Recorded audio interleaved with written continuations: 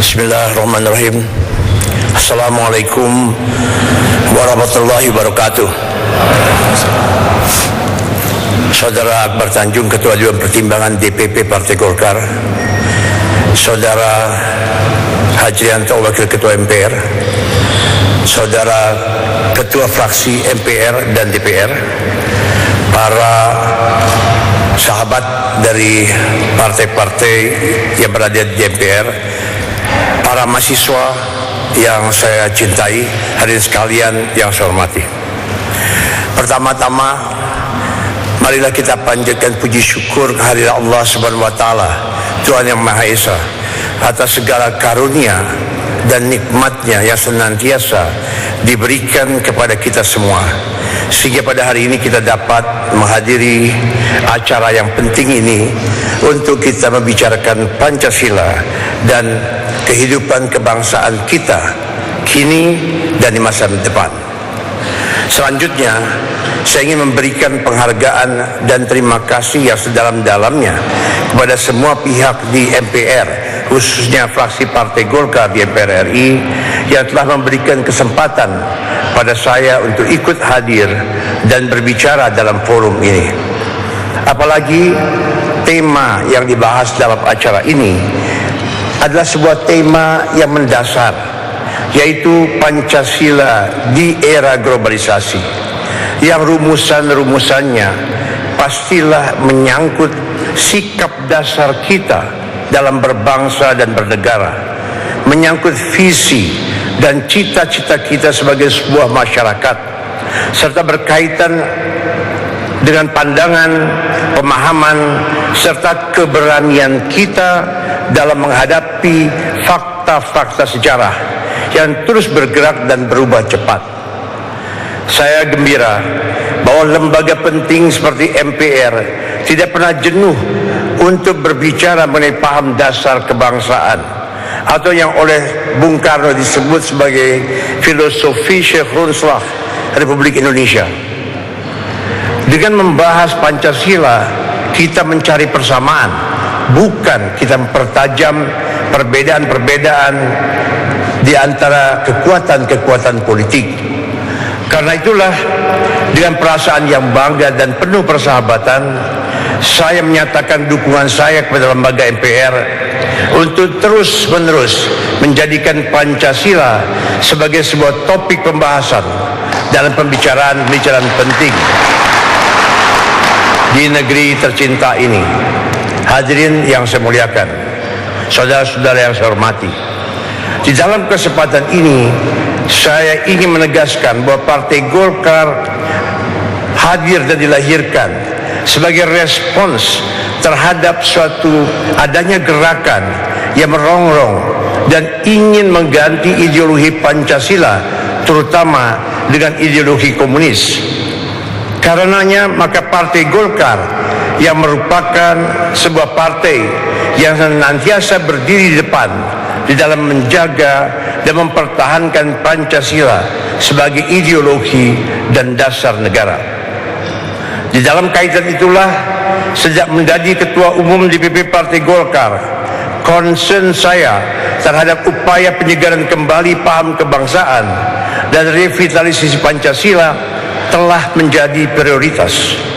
Pada pidato politik penutupan Munas ke-8 tanggal 8 Oktober 2009 di Pekanbaru, selaku Ketua Umum terpilih, saya menegaskan Partai Golkar adalah pengamal utama Pancasila,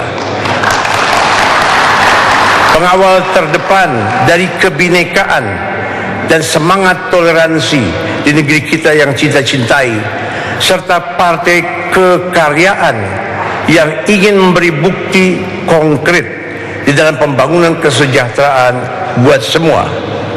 Demikian pula pada pidato ulang tahun Partai Golkar 20 Oktober 2010 dengan judul Merah Putih yang Abadi, saya menegaskan bahwa bagi Partai Golkar, manakala soalnya adalah kepentingan strategis negeri kita, manakala pertaruhannya ada nasib dan kemajuan anak-anak kita, maka seluruh komponen bangsa harus bersatu dan merapatkan barisan.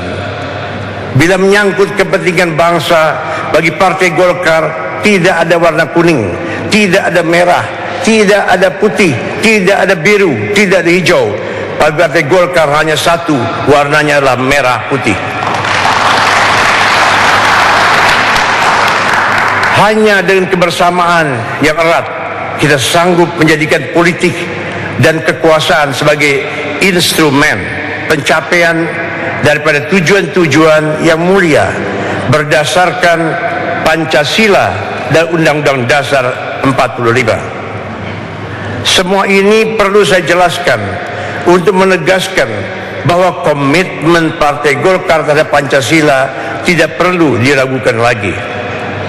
Namun demikian, perlu pula saya tegaskan di sini bahwa bagi Partai Golkar sebagai partai kekaryaan dan mengedepankan karya dan kerja yang konkret, Pancasila bukanlah sebuah ideologi yang kaku dan tertutup, tapi sebuah paham kebangsaan yang terbuka, yang fleksibel dalam mengikuti perkembangan zaman.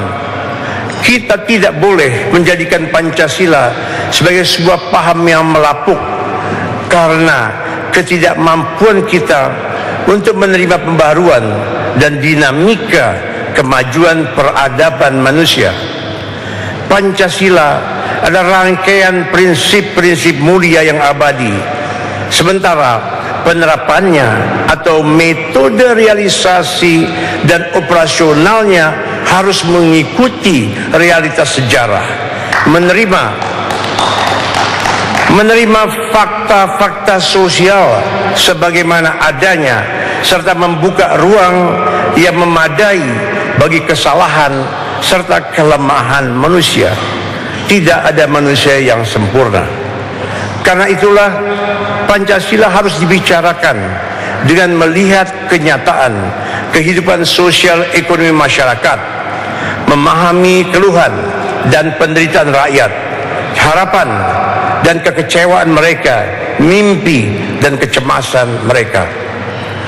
Saat ini kita perlu bertanya, apakah beban kehidupan rakyat semakin ringan atau semakin berat? Apakah pendidikan anak-anak mereka semakin baik dan murah? Apakah potensi-potensi kemajuan Indonesia telah direalisasikan dengan optimal, atau kita hanya puas dengan situasi yang begini-begini saja?